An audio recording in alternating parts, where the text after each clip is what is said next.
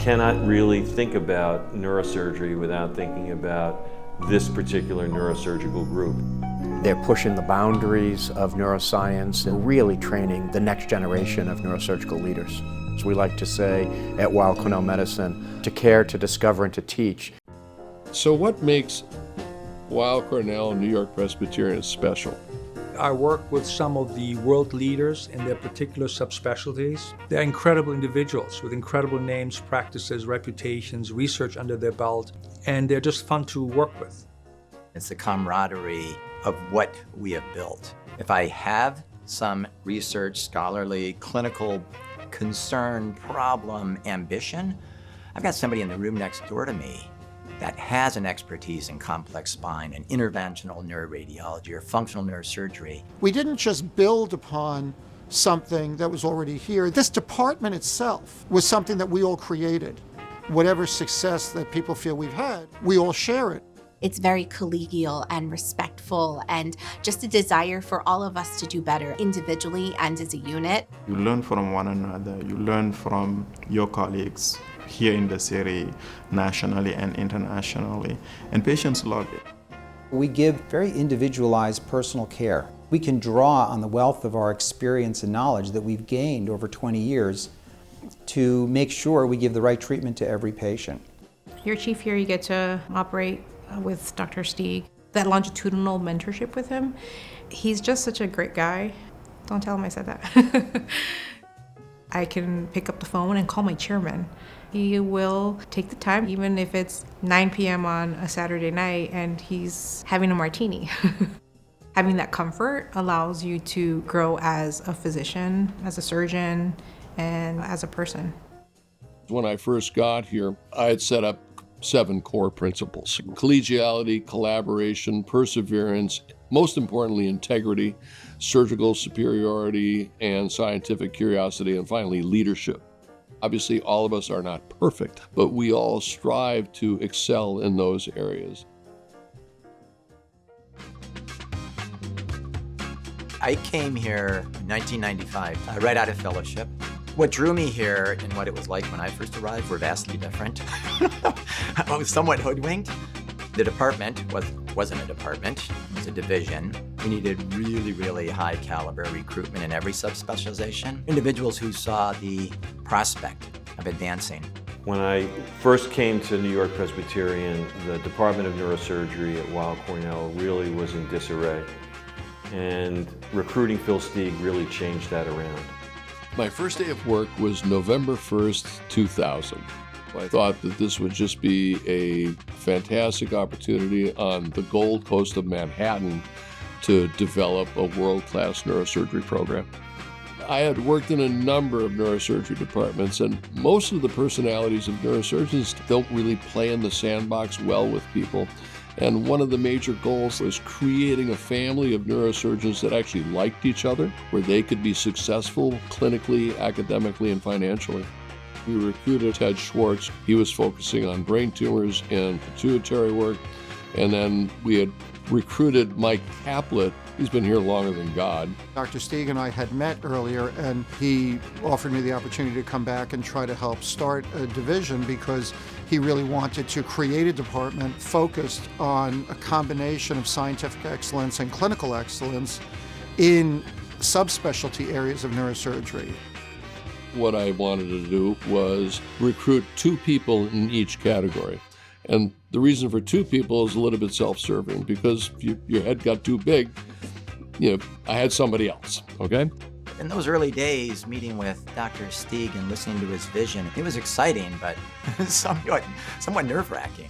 One day when I was sitting in my office and Dr. Stieg was walking by and said, Yankees are playing the Red Sox today and it's up at Yankee Stadium. Why don't we just go? So we dropped what we were doing and went to Yankee Stadium. We had an amazing bonding experience from the standpoint of just talking about what we envision and what we see as the future. We thought of it very much the way the space program evolved, where there was that initial core group that was trying to do something that was unusual for its time, and that was a little bit risky and a little bit exciting. And then once there was that element of success, you brought in the second class of astronauts, and that was the generation of Roger Hartle and Pierre Gobin in endovascular neurosurgery. We all kind of grew up together. Some aged better than others, of course. When I started, the most feared question that I always had from a parent was, how old are you? Have you done this before? It's like, I answer that much differently today. Look at this hair, do I still get that? One of the many uniquenesses early on in our department was that all of the research being done was being done by practicing neurosurgeons. We really thought that you could do both, that you could make a viable, successful clinical department with people who were still actually building research programs. And to me, that was extraordinarily exciting, and that's what we've all been trying to do for the last 25 years. So in those early days, it was kind of starting to define, what do you want to be known for? You know, what do you really think you're capable of doing?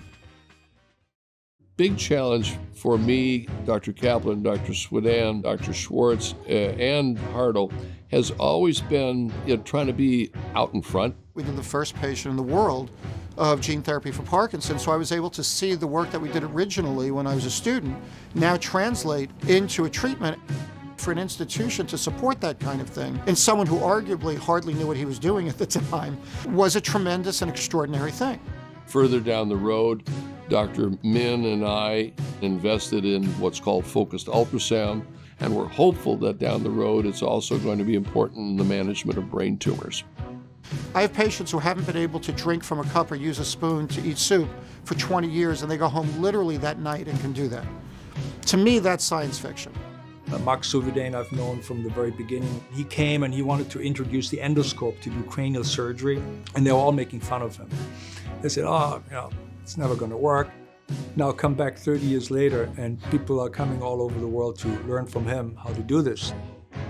My chairman laid out a path that said, do what you want to do, but do it well and do it in a meaningful way. For me, it was intraventricular endoscopy, which is kind of at its nascency. He didn't dictate that. He said, what is it you want to do? What is it your passion? Let's go out and get individuals who share in that idea. Around 2007, 2008, Dr. Suvidane, Dr. Kaplan, Dr. Schwartz, Dr. Panulo, we all teamed up with biomedical engineers up in Ithaca that resulted in a lot of innovation, intellectual property, and really exciting basic science work. In terms of anterior skull-based endoscopic work, Ted Schwartz has cultivated an international reputation. There's much more minimally invasive surgery. Instead of opening up somebody's head to clip an aneurysm, we're going with a rubber tube and putting coils or stents into it. In pediatrics, Mark Swedan cultivated an international reputation in pediatric neurological surgery.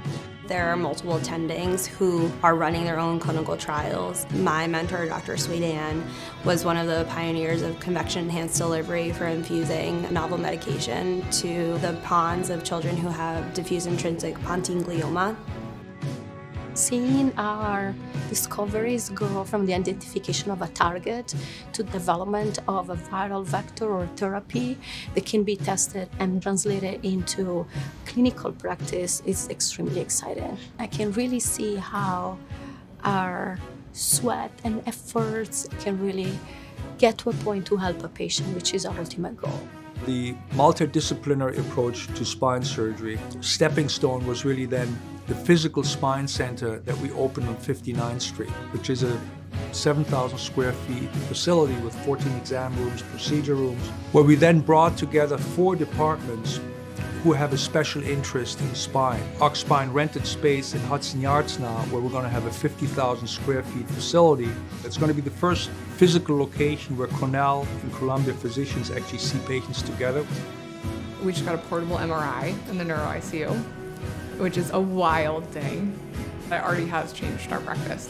We started about 15 years ago an initiative, the Department of Neurosurgery in Tanzania, to train and teach and educate neurosurgeons, nurses, intensive care doctors from Tanzania by creating fellowships that go back and forth. And it grew into a tremendous success. Going that extra mile to make sure that you're providing not just the top quality surgical care, but that humanity, we just do that better than anyone. One of the unique challenges of our institution early on was the idea of the merger. My department is within Cornell Medical School, but we are also part of New York-Presbyterian Hospital. Columbia's department is at Columbia Medical School, still part of New York-Presbyterian Hospital. And a lot of people were skeptical that it could work. I have access now to kind of limitless resources. I have resources at Columbia and with researchers at Cornell. So right now I'm living best of both worlds. Some of my best work is still being done in collaboration with scientists at Rockefeller. Same thing, obviously, with our collaboration with Sloan Kettering. An example of how closely we work with Memorial Sloan Kettering Hospital is the DIPG trial. All of our residents have the opportunity to do their research over there, and many of them do and have gone on to win research awards in the area of cancer. That's one of the big things about New York, is that you have a level of concentration of brains and skills. One of the great things for Weill Cornell Medicine and its partnership with New-York-Presbyterian, we have our historic hospital here on the Upper East Side, Lower Manhattan, Brooklyn, Queens. What you start to see is the diversity of opportunity, different patient populations that we serve. Our department has a huge emphasis on community outreach. One of the misconceived notions about being a resident in New York City, especially on the Upper East Side, is that we don't have a diverse patient population, which is completely untrue. On the same day, on the same table, I operated on a patient whose family is worth billions of dollars and a patient who does not have a house to live in. You take care of patients irrespective of who they are and what society thinks of them. You're all in this shared experience of living in this big city. I don't think New York City would be the same city without New York-Presbyterian. Every major event, we have stepped up. When COVID hit, we weren't entirely sure what we were facing. We're just in this huge uncertainty. It was really scary because, sorry, that's a really tough, that was a really tough time. Going through that situation together, it formed a lot of close relationships, a lot of close friendships with people. We kind of got each other through it. Everybody recognized the importance of what they had to do during that time period. When the going gets tough, the tough get going, and we certainly did that.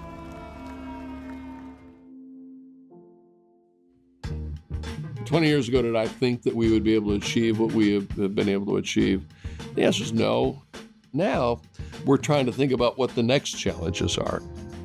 This is a great time to be in the neurosciences. The amount of information that's being gained through imaging, through genetics, through direct observation of the physiology of the brain, we are in an unparalleled time.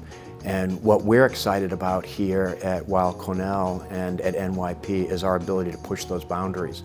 I'm very proud of what we've done at Weill Cornell and New York-Presbyterian. Very proud of what Phil and his staff have been able to deliver in terms of excellence in neurosurgical care. I'm the luckiest neurosurgeon alive to be here at Weill Cornell in the Upper East Side of Manhattan. I love the passion, I love the energy, and I love the innovation and the fact that everybody only sleeps 4 hours, and it's not just the neurosurgeons. I don't think I would ever want to practice anywhere else. It's New York, you know? It's live and it's Saturday Night Live in New York. People are afraid of it or they love it. It has not been easy. It won't be easy to get where we need to go, but it sure has been fun.